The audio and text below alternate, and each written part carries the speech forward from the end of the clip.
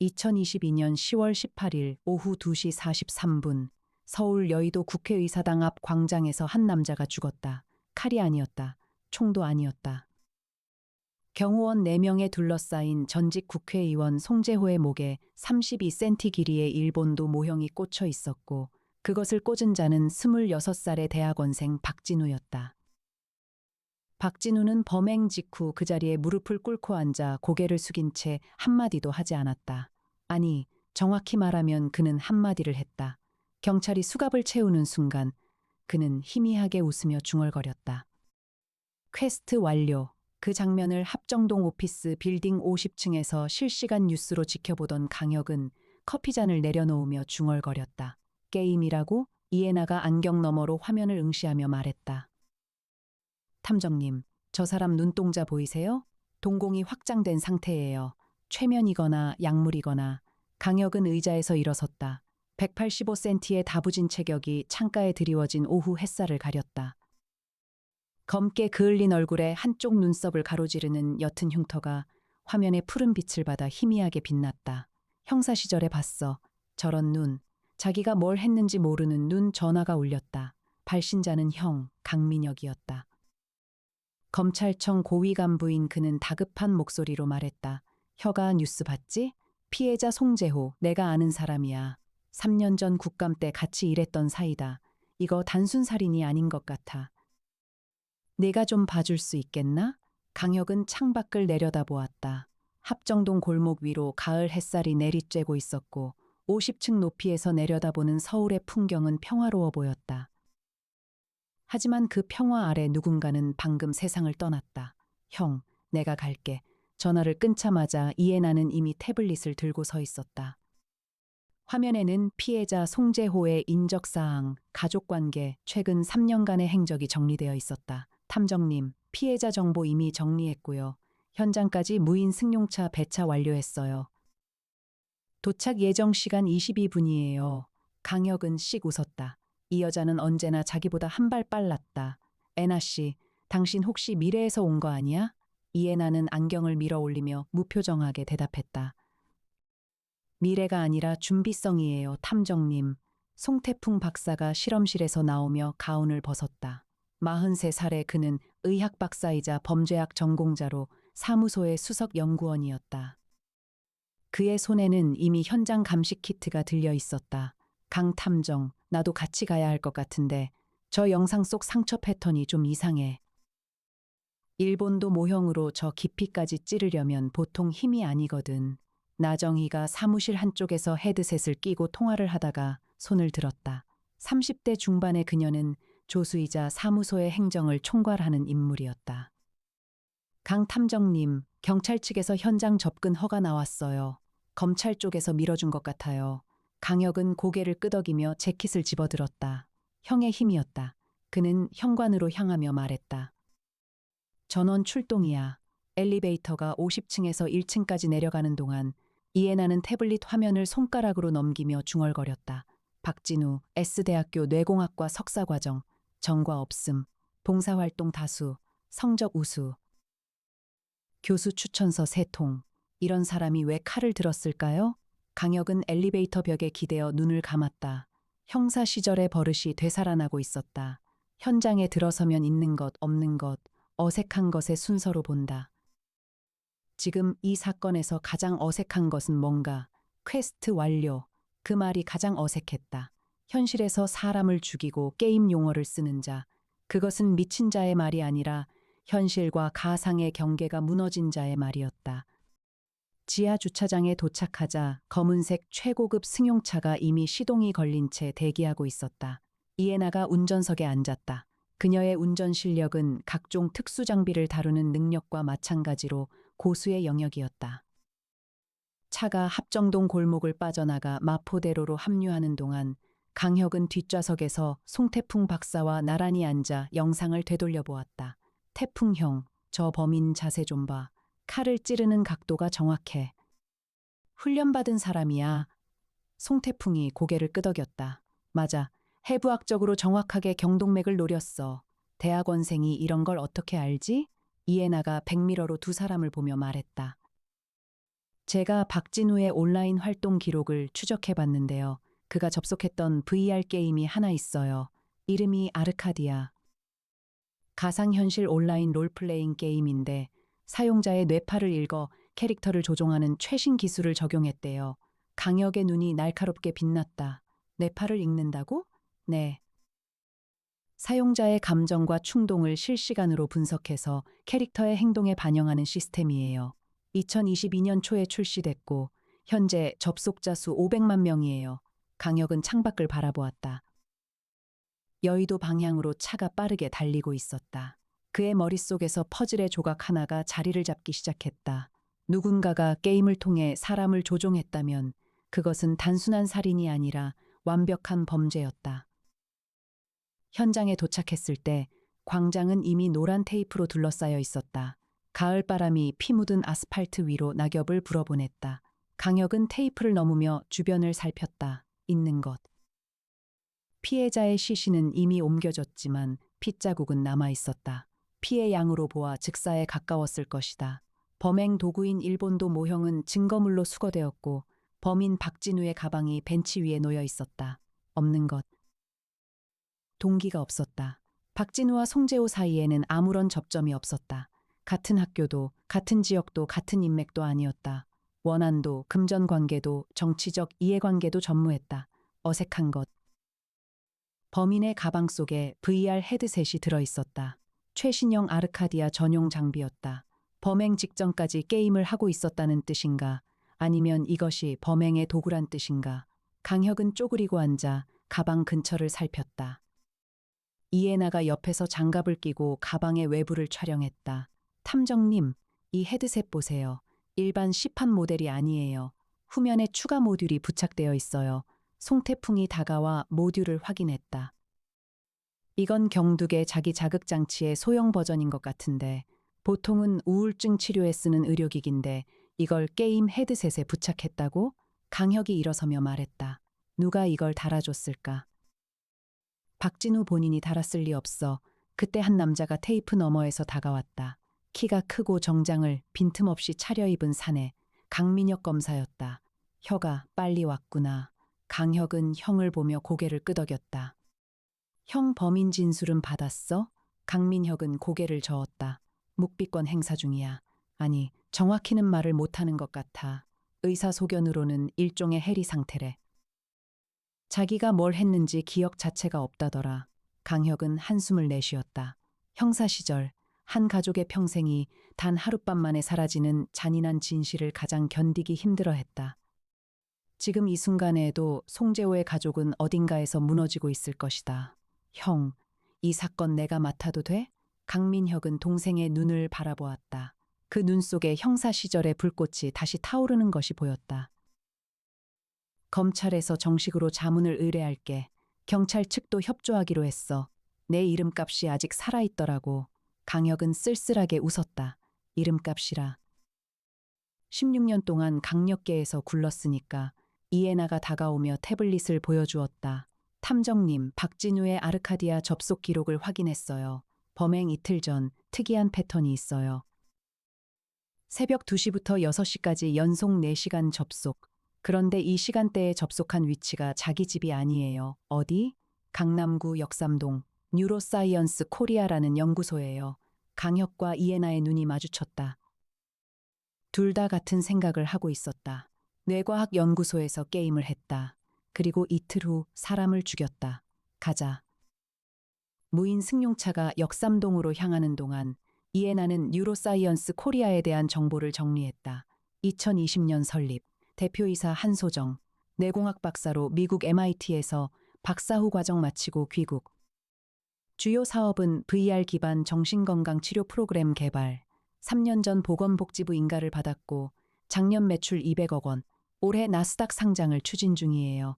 강혁은 눈을 감고 있었지만 귀는 열려 있었다. 한소정. 나이는? 올해 39이에요. 송재호 의원과의 접점은?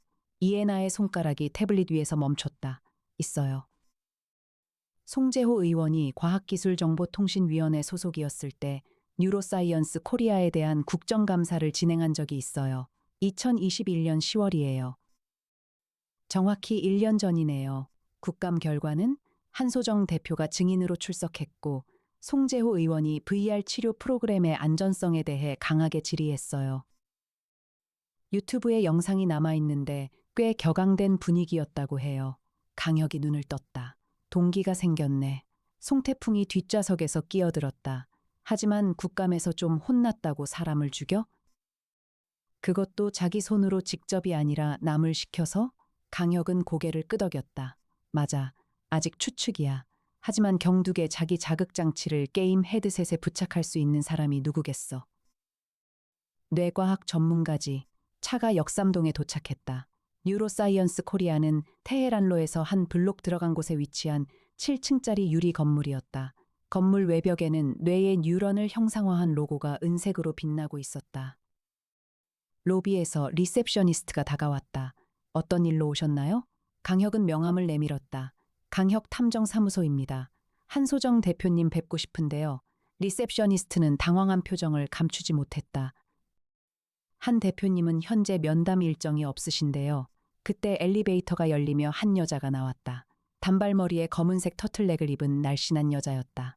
얼굴은 차갑도록 아름다웠고 눈빛은 예리했다. 괜찮아요. 내가 만날게요. 한소정이었다. 그녀는 강혁을 위아래로 훑어보며 미소를 지었다. 강혁 탐정님, 소문은 많이 들었어요. 전직 강력계 에이스셨다면서요. 강혁은 그녀의 손을 잡았다.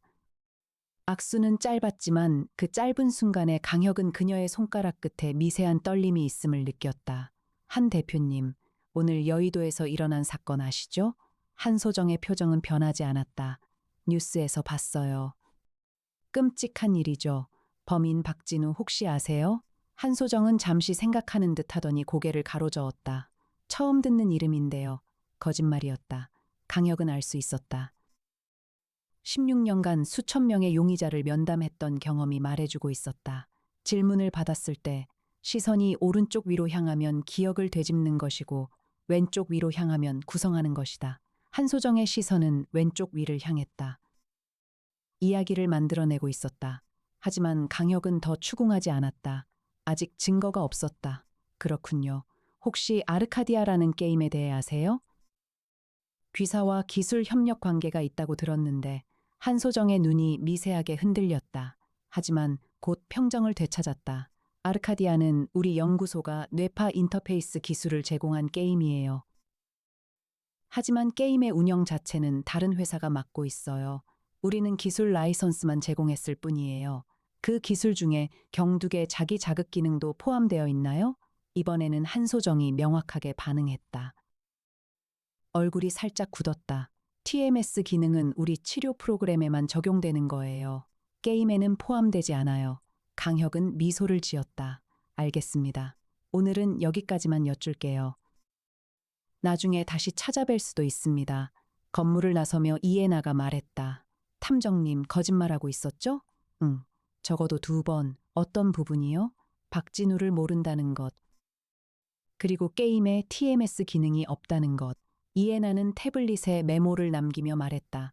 제가 박진우의 연구소 방문 기록을 추적해 볼게요. CCTV 자료를 확보할 수 있을 거예요. 강혁은 고개를 끄덕였다. 하지만 그의 마음 한쪽에는 불안이 자리 잡고 있었다. 이 사건은 단순한 살인이 아니었다. 누군가가 인간의 뇌를 해킹하여 살인 병기로 만든 것이다. 만약 그것이 가능하다면 박진우는 첫 번째가 아닐 수도 있었다.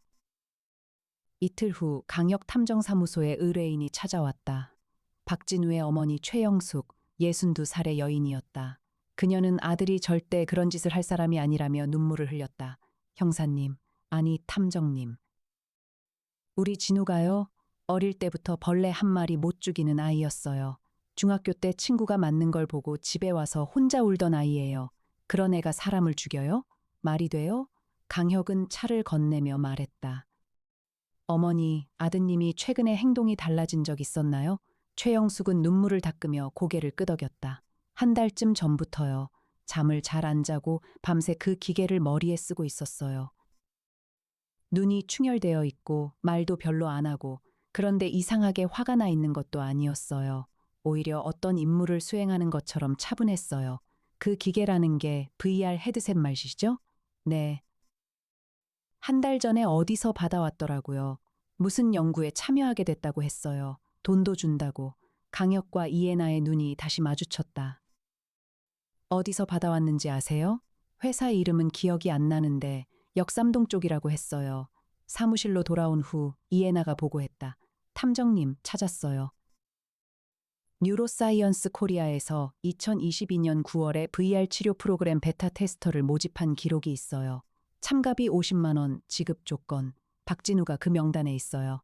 다른 참가자는 총 12명이에요. 그중 3명의 접속 패턴이 박진우와 비슷해요. 새벽 시간대 연속 4시간 이상 접속, 강혁의 얼굴이 어두워졌다. 3명이 더 있다고? 네. 그리고 탐정님 더 무서운 게 있어요. 이에나가 화면을 넘겼다. 거기에는 아르카디아 게임 내부의 로그가 표시되어 있었다. 이 3명 모두 게임 내에서 특정 NPC에게 퀘스트를 받았어요. 퀘스트 내용은 현실 세계의 특정 인물을 처치하는 거예요. 게임과 현실의 경계를 의도적으로 허무는 구조예요. 강혁은 자리에서 벌떡 일어섰다. 그 3명이 타깃으로 삼고 있는 인물들이 누구야? 이에나의 목소리가 떨렸다. 차분하기로 유명한 그녀가 떠는 것은 처음이었다. 한 명은 식약처 국장, 한 명은 과학기술정보통신부 차관, 그리고 마지막 한 명의 타깃은요. 이에나가 강혁을 바라보았다. 강민혁 검사예요. 강혁의 눈이 커졌다. 피가 차갑게 식는 느낌이었다. 형이라고? 강혁은 즉시 형에게 전화를 걸었다. 3번 만에 통화가 연결되었다. 형, 지금 어디야? 사무실이야. 왜 그래, 혀가? 목소리가 이상한데. 형 자세히 들어. 여의도 살인 사건의 배후에 뉴로사이언스 코리아라는 연구소가 있어. 그리고 다음 타깃 중 하나가 형이야. 전화 너머로 잠시 침묵이 흘렀다. 근거는 게임 내부 로그야. 아르카디아라는 VR 게임에서 누군가가 일반인들을 세뇌시켜 살인을 저지르게 하고 있어. 송재호 의원이 첫 번째 희생자였고, 다음은 형이 될 수 있어. 강민혁의 목소리가 낮아졌다. 내가 뉴로사이언스 코리아 건을 추적하고 있었거든. 불법 인체 실험 혐의로. 아직 영장은 못 받았지만 그래서 형이 타깃인 거야. 한소정이 자기를 추적하는 사람들을 하나씩 제거하고 있는 거야. 강민혁은 잠시 생각하더니 말했다. 혁아, 이건 크다. 내가 검찰 안에서 보호 조치를 취할 테니까 너는 증거를 확보해. 게임 로그만으로는 영장을 못 받아. 물리적 증거가 필요해. 전화를 끊은 후 강혁은 사무소 한가운데에 서서 팀원들을 둘러보았다. 이에나, 송태풍, 나정희 모두 그를 바라보고 있었다. 들었지? 이건 단순한 살인 사건이 아니야. 연쇄 계획 살인이야. 그리고 우리가 이걸 멈추지 않으면 더 많은 사람이 죽어. 이에나가 안경을 벗으며 말했다. 탐정님, 남은 3명의 테스터들이 범행을 실행하기 전에 찾아내야 해요.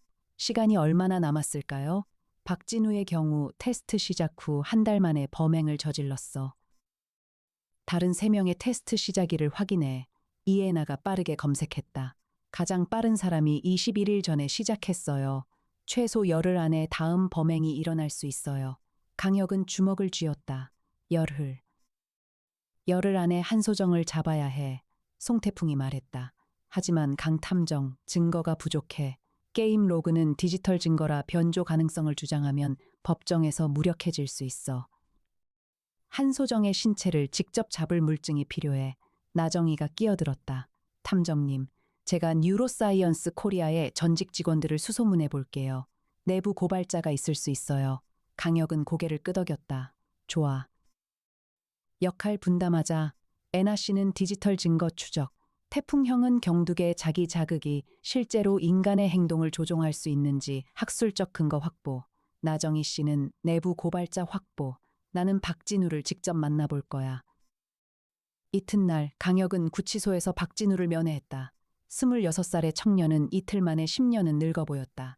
눈 아래 짙은 다크서클, 갈라진 입술, 초점 없는 눈. 박진우 씨, 내 이름은 강혁이야. 탐정이야. 당신을 도우러 왔어. 박진우는 천천히 고개를 들었다. 도와준다고요? 전 사람을 죽였어요. 당신이 죽인 게 아니야. 누군가가 당신을 조종한 거야. 박진우의 눈에 처음으로 빛이 돌았다. 조종이라고요? 아르카디아. 그 게임 안에서 뭘 봤어? 기억나는 거 있어? 박진우는 이마를 감싸주며 고통스러운 표정을 지었다. 기억이 조각조각이에요. 게임 안에서 누군가를 만났어요. 여자였어요. 은빛 머리카락에 하얀 드레스를 입은 여자. 이름이 아테나였어요. 그 사람이 저한테 말했어요.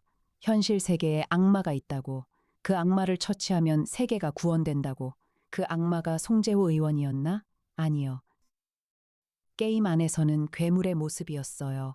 하지만 어느 순간부터 그 괴물의 얼굴이 실제 사람의 얼굴로 보이기 시작했어요. TV에서 본 얼굴이요. 그게 점점 강해지더니 어느 날은 길에서 그 사람을 보면 온몸에 전류가 흐르는 것 같았어요. 저도 모르게 몸이 움직여졌어요. 강혁은 이를 악물었다. 헤드셋에 붙어 있던 장치가 있었어. 그거 누가 달아줬어? 연구소에서요. 한 박사님이 직접 달아주셨어요. 더 생생한 경험을 위한 장치라고 했어요, 한 박사? 한소정? 네, 한소정 대표님이요. 구치소를 나서며 강혁은 이애나에게 전화했다. 애나 씨 증언 확보했어. 한소정이 직접 장치를 달아줬다고 해. 이제 물증만 있으면 돼. 이애나의 목소리가 긴장되어 있었다. 탐정님, 저도 큰 거 찾았어요. 뉴로사이언스 코리아의 서버에서 삭제된 파일을 복구했는데요. 실험 프로토콜 문서가 있어요. 파일명이 프로젝트 아테나예요. 아테나? 박진우가 게임에서 만난 캐릭터 이름이야. 네, 일치해요.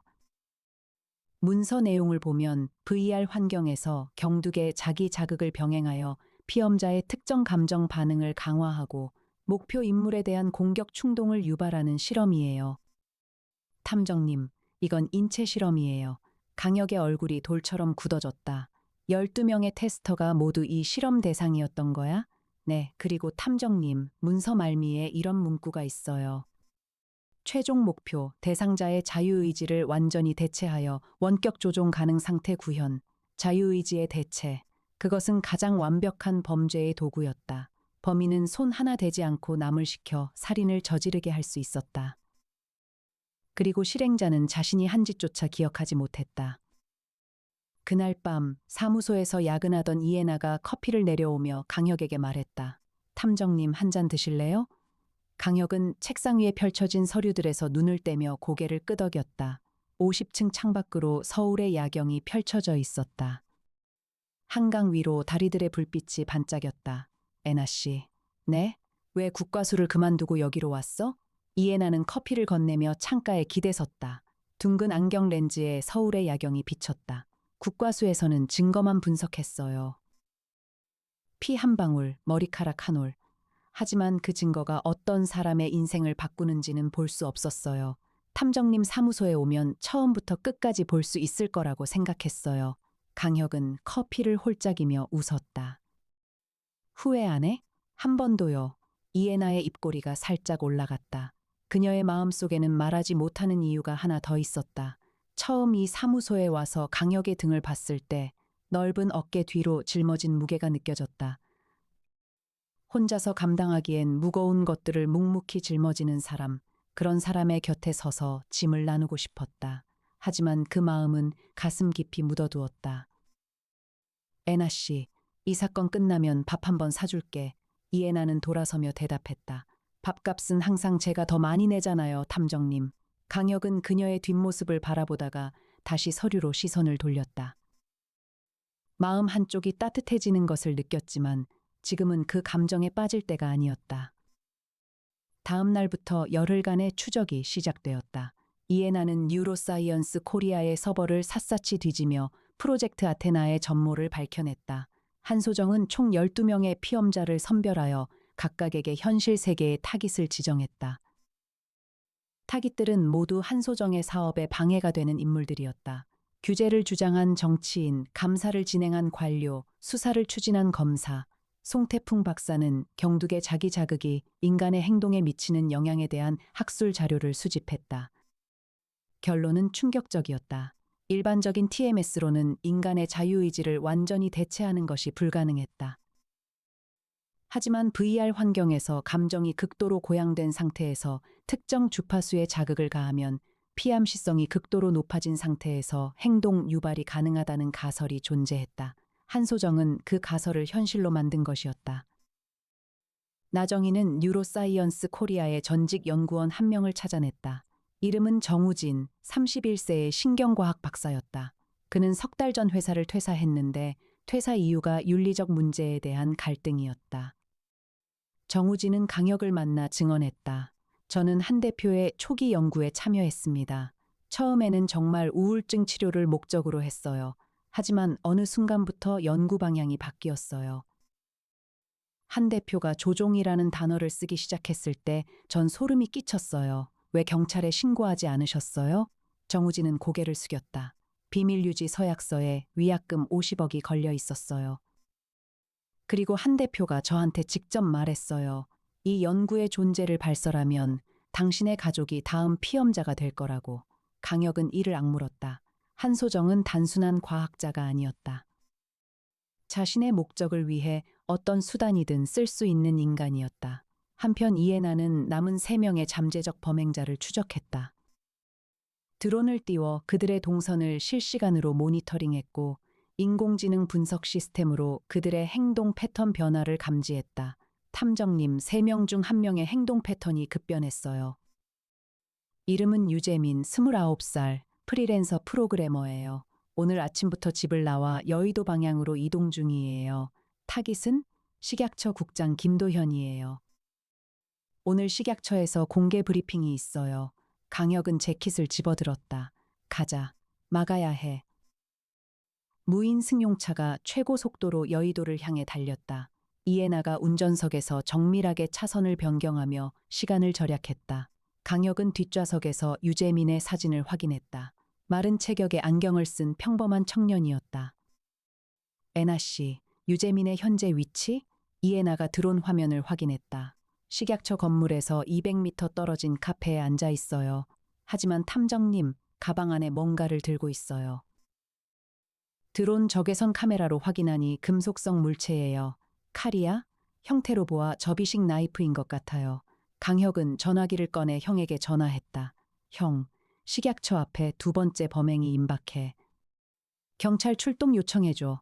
강민혁의 목소리가 긴장되었다. 알겠어. 바로 연락한다. 혁아, 너 혼자 무리하지 마라. 걱정 마, 형. 차가 식약처 근처에 도착했을 때 유재민은 이미 카페를 나와 건물 쪽으로 걸어가고 있었다. 강혁은 차에서 뛰어내렸다.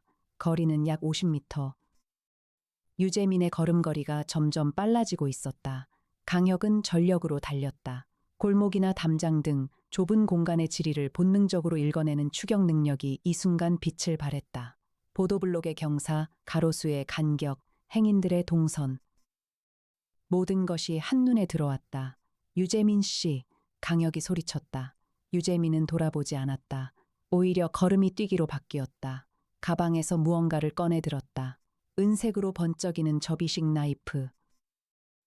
식약처 건물 앞에서 브리핑을 마치고 나오는 김도현 국장의 모습이 보였다. 유재민은 그를 향해 돌진했다. 강혁은 무술 유단자의 민첩함으로 마지막 10m를 좁혔다. 유재민의 팔이 나이프를 높이 치켜드는 순간 강혁의 손이 그의 손목을 잡았다. 비틀기. 나이프가 바닥에 떨어졌다. 유재민의 몸이 지면에 눕혀졌다. 꼼짝 마. 유재민은 바닥에 눕힌 채 중얼거렸다. 박진우와 같은 눈이었다. 초점 없는 여기가 아닌 다른 곳을 보고 있는 눈. 왜 방해하는 거야? 저 악마를 죽여야 해. 세계가 끝나. 경찰이 도착하여 유재민을 연행했다. 강혁은 거친 숨을 몰아쉬며 식약처 건물 벽에 기대섰다. 이해나가 달려왔다. 탐정님, 괜찮으세요? 괜찮아. 1명은 막았어. 하지만 아직 2명이 남았어. 이해나는 강혁의 팔에 묻은 먼지를 털어주며 말했다. 탐정님, 이제 한소정을 직접 잡아야 해요. 이렇게 1명씩 막는 건 한계가 있어요. 강혁은 고개를 끄덕였다. 그녀의 말이 맞았다. 뿌리를 뽑아야 했다. 하지만 한소정을 체포하려면 결정적인 물증이 필요했다. 게임 로그, 서버 데이터, 증인 진술. 이것들만으로는 한소정이 빠져나갈 수 있었다. 한소정은 자신의 손에 피를 묻히지 않았기 때문이다. 유재민 체포 후 3일이 지났다. 한소정이 움직이기 시작했다. 먼저 정우진이 사라졌다. 증인 보호 프로그램에 넣기 전이었다. 나정희가 다급하게 보고했다. 탐정님, 정우진 씨가 오늘 아침부터 연락이 안 돼요. 자택에 가봤는데 빈집이에요. 그리고 이에나의 노트북이 해킹당했다. 프로젝트 아테나 관련 파일이 모두 삭제되었다. 탐정님, 서버 백업은 안전하지만 누군가 우리 시스템에 침투한 거예요. 전문 해커를 고용한 것 같아요. 강혁의 얼굴이 어두워졌다. 한소정이 반격을 시작한 것이다. 그녀는 증거를 인멸하고 증인을 제거하며 포위망을 좁히고 있었다. 그날 밤 강혁의 휴대전화에 모르는 번호로 문자가 왔다. 강혁 탐정님, 이 게임은 제가 시작한 것이고 제가 끝낼 겁니다. 형님께 안부 전해주세요. 강혁은 즉시 형에게 전화했다. 형, 경호 강화해. 한소정이 직접 위협을 보내왔어. 강민혁의 목소리는 침착했다. 혀가 걱정 마. 나도 가만히 있었던 건 아니야. 내일 오전에 뉴로사이언스 코리아에 대한 압수수색 영장이 나와. 법원에서 승인됐어. 진짜. 형 고맙다. 고마워할 거 없어. 원래 내 사건이기도 하니까. 하지만 안도도 잠시 새벽 3시에 이에나가 긴급 전화를 걸어왔다. 탐정님, 큰일 났어요. 세 번째 피험자 이정훈이 행동을 개시했어요. 지금 강남역 방향으로 이동 중인데 타깃이 과학기술정보통신부 차관 박성열이에요. 내일 아침 8시에 강남 모처에서 조찬 모임이 예정되어 있어요. 경찰에 알렸어? 네, 하지만 이정훈의 정확한 위치를 놓쳤어요. 드론이 추적 중인데 골목으로 들어가서 사각지대에 빠졌어요. 강혁은 이를 악물었다. 시간이 없었다. 내가 갈게. 조찬 모임 장소로 바로 가서 대기한다. 저도 갈게요, 탐정님. 새벽 강남의 거리를 달리며 강혁은 생각했다. 한소정은 압수수색이 내일이라는 걸 알고 있는 것인가? 아니면 우연인가? 만약 알고 있다면 그녀는 증거 인멸을 위해 모든 수단을 동원할 것이다. 마지막 남은 피험자들을 동시에 움직이게 하여 혼란을 극대화하는 것이 그녀의 전략일 수 있었다. 조찬 모임 장소는 강남구 도산대로의 한 호텔이었다. 새벽 5시, 아직 어둑한 거리에서 강혁과 이에나는 호텔 주변을 수색했다. 이에나의 드론이 상공에서 적외선 스캔을 진행했다. 탐정님, 호텔 뒤편 비상구 근처에 한 명이 웅크리고 있어요. 강혁이 달려갔다. 비상구 계단 아래 어둠 속에 한 남자가 앉아 있었다. 이정훈이었다.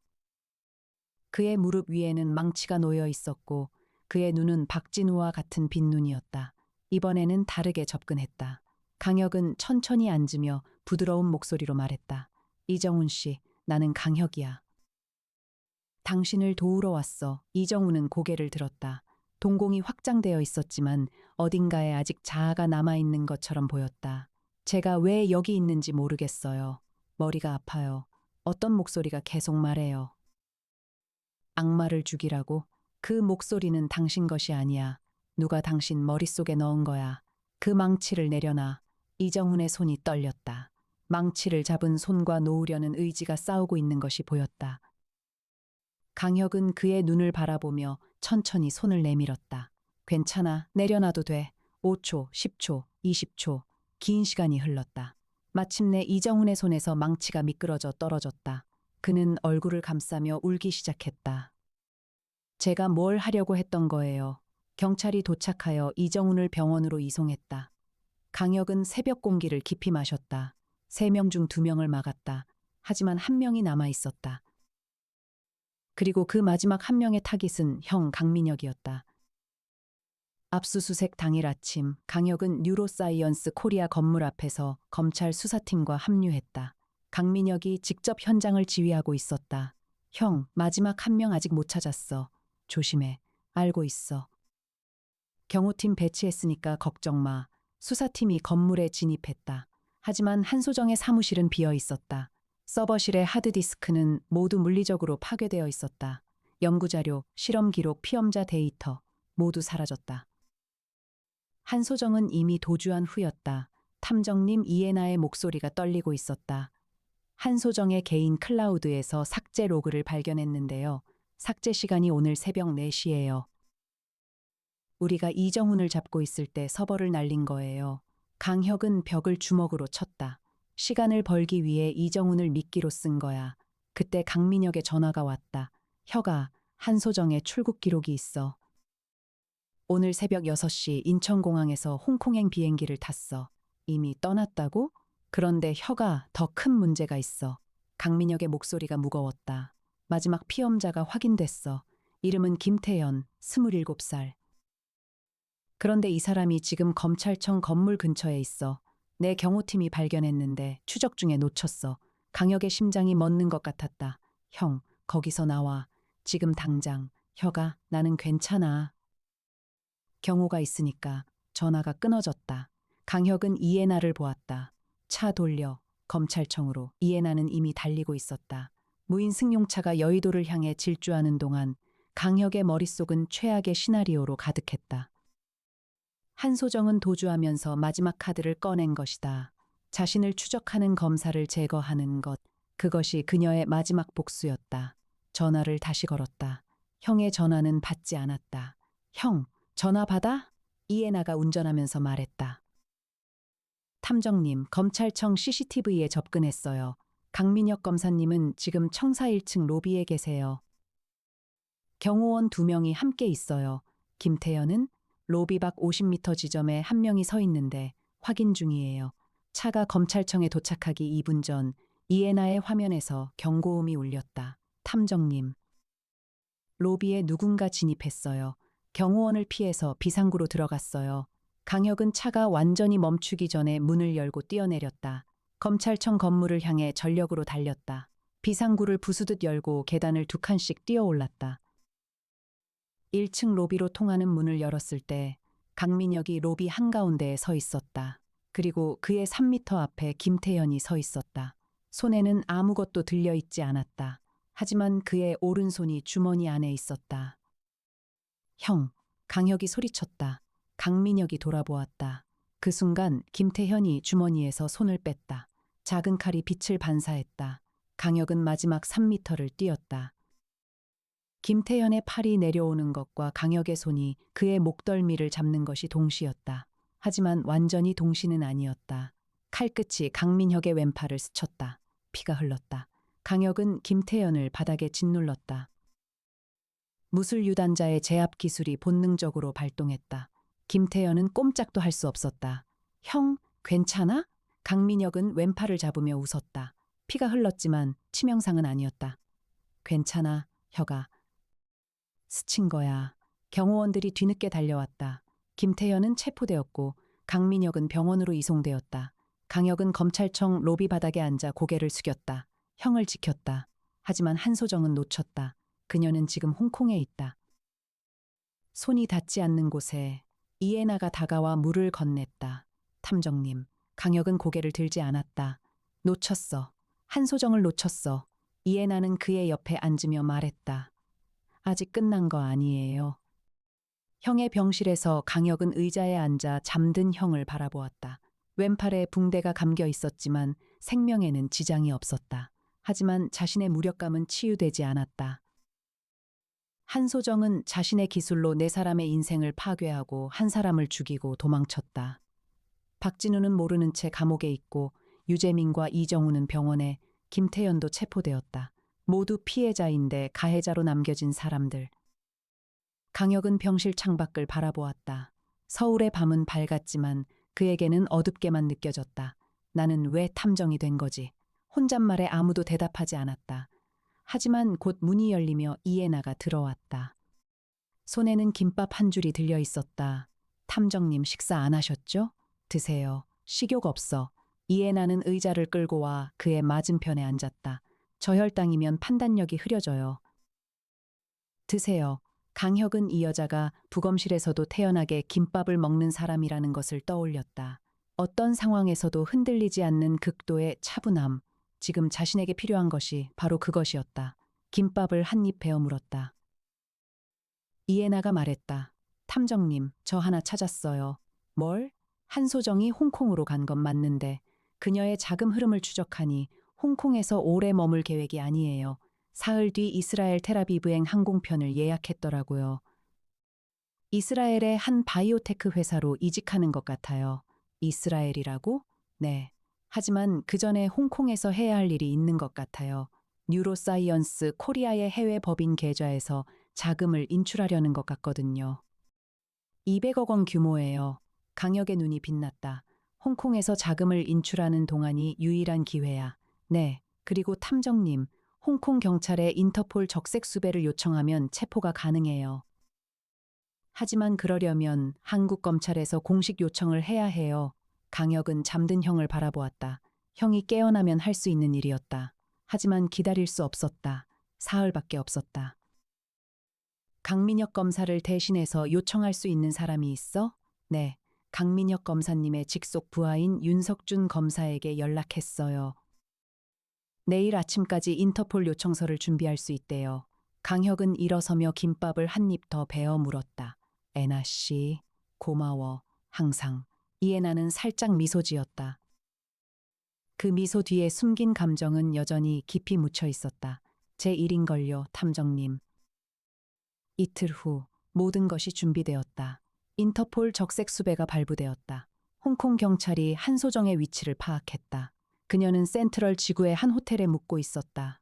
내일 은행에서 자금을 인출할 예정이었다. 강혁은 결단했다. 직접 홍콩으로 간다. 탐정님, 저도 갈게요. 이에나가 말하자 강혁은 고개를 저었다.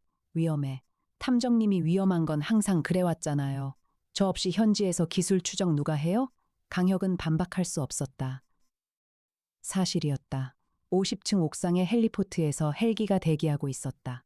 인천공항까지 15분이면 도착할 수 있었다. 강혁과 이에나는 헬기에 올랐다. 송태풍 박사가 지상에서 올려다보며 말했다. 강 탐정, 조심해. 그리고 꼭 잡아와. 나정이가 옆에서 손을 흔들었다. 강 탐정님, 이 선생님, 무사히 돌아오세요. 헬기가 이륙했다. 서울의 스카이라인이 발 아래로 펼쳐졌다. 한강이 은빛으로 빛나며 가을 햇살을 반사하고 있었다. 비행기 안에서 이에나가 홍콩 도착 후의 계획을 설명했다. 홍콩 경찰 연락관이 공항에서 만나기로 했어요. 내일 아침 9시에 한소정이 HSBC 은행 센트럴 지점에 나타날 거예요. 그때 체포합니다. 만약 나타나지 않으면 호텔에서 직접 체포해요. 하지만 은행에서 잡는 게 좋아요. 자금 인출 현장을 포착하면 증거가 되니까요. 강혁은 고개를 끄덕이며 눈을 감았다. 사건이 시작된 지 열흘. 한 사람이 죽고 세 사람이 조종당하고 형이 다쳤다. 이 모든 것의 끝을 이제 자신의 손으로 매듭지어야 했다. 홍콩, 2022년 10월 29일 아침, 센트럴 지구의 HSBC 은행 앞은 출근 인파로 붐비고 있었다. 아침 안개가 빅토리아 하버에서 밀려와 마천루 사이를 부유하고 있었다. 강혁은 은행 맞은편 카페에 앉아 있었다. 커피를 홀짝이며 출입구를 주시했다. 이에나는 200m 떨어진 차량 안에서 노트북을 펼치고 CCTV 화면을 모니터링하고 있었다. 홍콩 경찰 요원 4명이 은행 주변에 배치되어 있었다. 9시 0분 은행 문이 열렸다.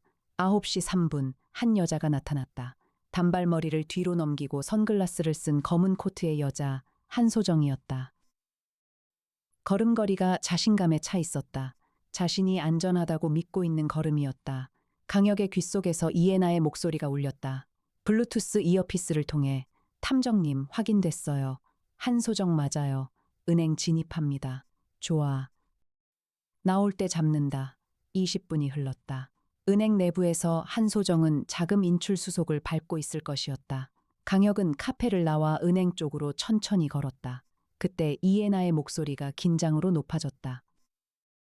탐정님 문제 생겼어요.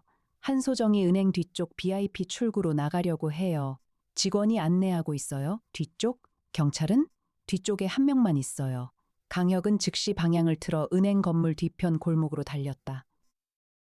홍콩 센트럴의 골목은 좁고 복잡했다. 하지만 강혁에게 좁은 공간은 적이 아니라 무기였다. 건물과 건물 사이의 간격, 쓰레기통의 위치, 배수관의 높이, 모든 것이 한눈에 들어왔다. VIP 출구의 문이 열렸다. 한소정이 나왔다. 그녀의 손에는 서류 가방이 들려 있었다.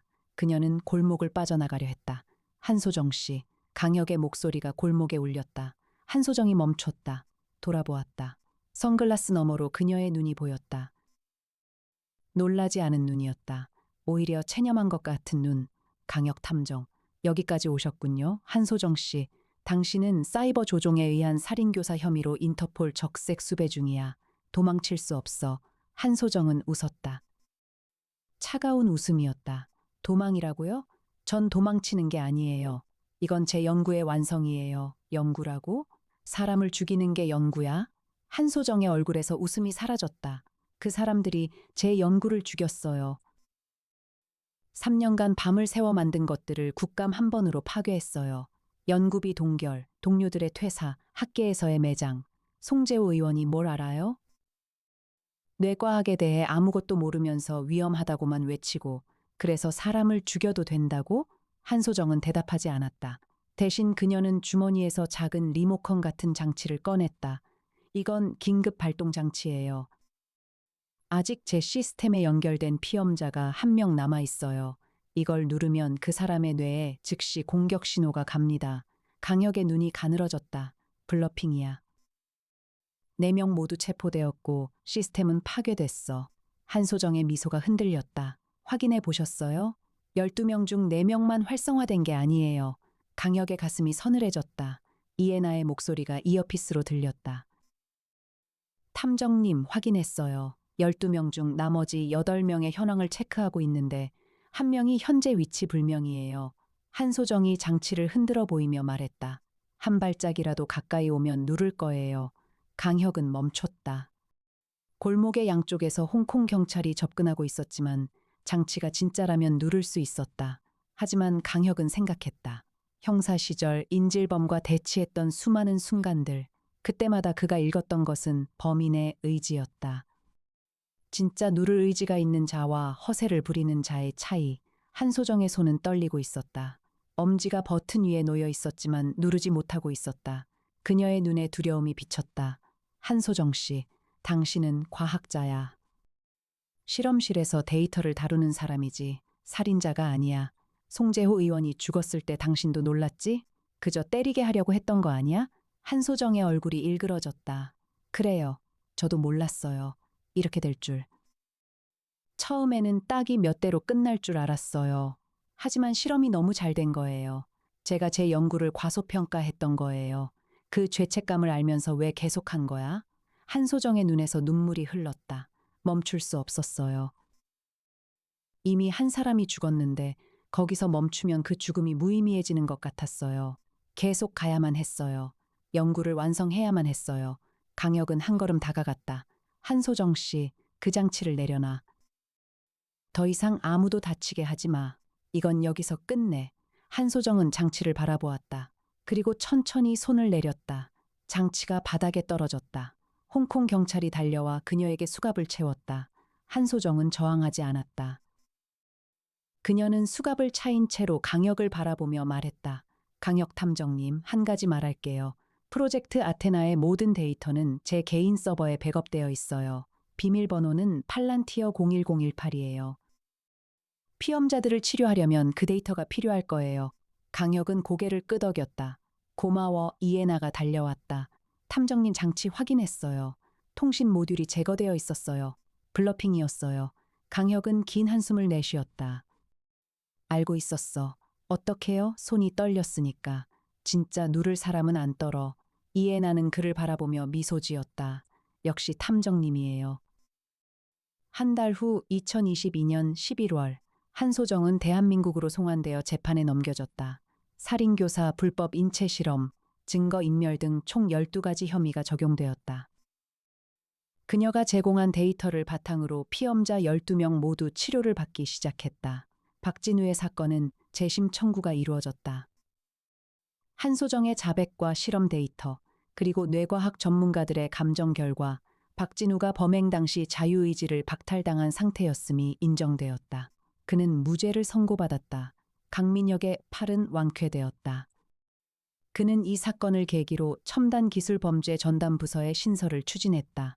어느 가을날 오후 합정동 50층 사무소에서 강혁은 창가에 서 있었다. 서울의 하늘은 맑고 높았다. 이에나가 커피 2잔을 들고 다가왔다. 탐정님, 밥 사주신다고 하셨죠? 강혁은 웃었다. 그랬지. 어디가 좋아? 탐정님이 고르세요. 강혁은 커피를 받아들며 그녀를 바라보았다. 훤칠한 키에 둥근 안경, 단정하게 묶은 머리. 이 여자가 곁에 있어서 자신은 이 사건을 해결할 수 있었다. 그 마음을 말하고 싶었지만 지금은 커피 한 잔의 온기만으로도 충분했다. 애나 씨, 네? 다음 사건도 같이 하자. 이애나는 안경 너머로 미소 지었다. 그 미소 안에 숨긴 마음이 아주 살짝 비쳤다. 당연하죠, 탐정님. 창밖으로 가을 햇살이 쏟아져 들었다. 합정동 50층 위에서 내려다보는 서울은 여전히 복잡하고 혼란스럽고 때로는 잔인했다. 하지만 그 도시 어딘가에서 무언가를 잃고 무너진 사람들이 있는 한 강역 탐정사무소의 불은 꺼지지 않을 것이었다. 송태풍 박사가 실험실에서 나오며 말했다. 강 탐정, 새 의뢰가 들어왔어. 한번 볼래? 나정이가 서류를 들고 다가왔다. 강 탐정님, 이번 건 좀 특이해요. 강역은 커피를 한 모금 마시며 돌아섰다. 새로운 사건이 기다리고 있었다. 세상에는 무언가를 잃고 무너진 사람들이 너무나 많았다. 비록 재벌일지라도 그들의 뒤를 끝까지 따라가 주고 지켜주겠다는 사명감, 그것이 강혁이 탐정으로 사는 이유였다. 그는 서류를 받아들며 말했다. 보여줘. 밖에서는 바람이 불고 있었다. 가을이 깊어지고 있었다. 하지만 50층 위에서는 따뜻했다. 사람들이 있었고 커피가 있었고 다음 사건이 있었다. 그것으로 충분했다. 강역 탐정사무소의 하루는 그렇게 다시 시작되었다.